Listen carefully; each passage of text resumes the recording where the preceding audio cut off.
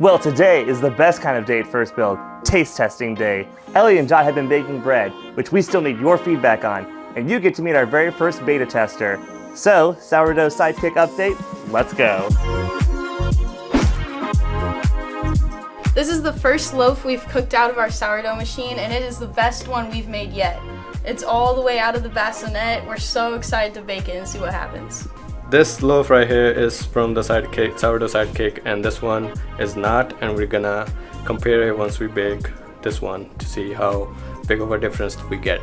And are you excited about that? Yes, I am excited about that. Jot loves bread.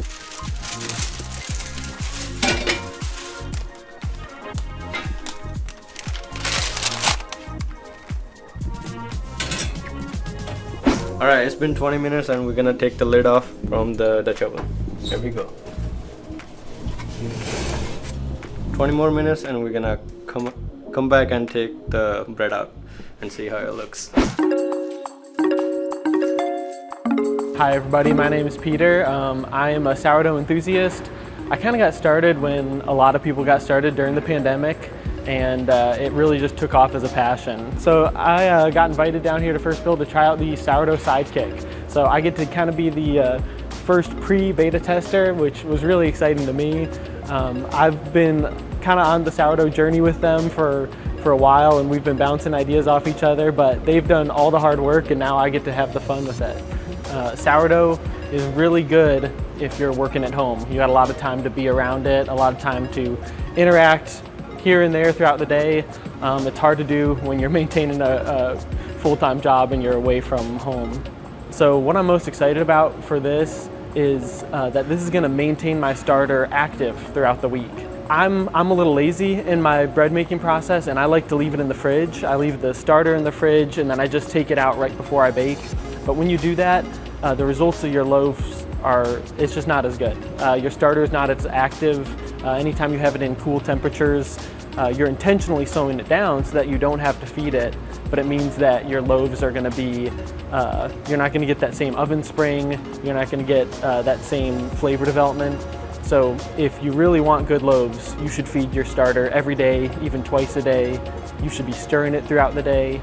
I don't take the time to do any of that. So right now my loaves are kind of mediocre, even though I know they could be better. But the really awesome thing about this is I'm gonna set it once and I'm gonna say, hey, I wanna bake in 4 days, and it's gonna feed it consistently for me. It's gonna keep it really active. It can stir it throughout the day.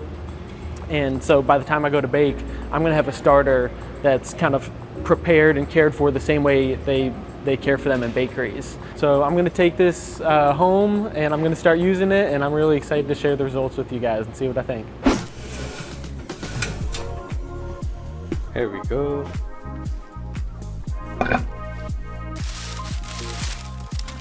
I already really like the round shape of this one. This one kind of looks like a football to me a little bit, but you can tell, like, because this one proofs so well, it's got such a nice, like, round shape to it. Skin, hair. Yeah. It's pretty dense, but fluffy. This is sourdough sidekick bread. That cuts through like nothing. Everybody ready? It looks exactly the same. So that was our first Sourdough Sidekick loaf. In our opinion, it was a big success. So right now we're making more loaves and we're making more prototypes as well. So right now we're working on our 3 prototypes. We've got one that we're going to use for iterative testing, one that we're going to use for consistent testing, so like to make more loaves, and then a third one that's going to be going out to our friend Peter, and we're hoping to get feedback from him as well. So in the future we're going to try to make more as well, so we can keep sending them out and get more feedback. So we're doing pretty good right now, but we still want to hear from you guys. Is our bread looking good? Is it looking the way you expect? What would you do with all that free time if you had this thing on your hands? Let us know in the comments below, and we'll see you next time.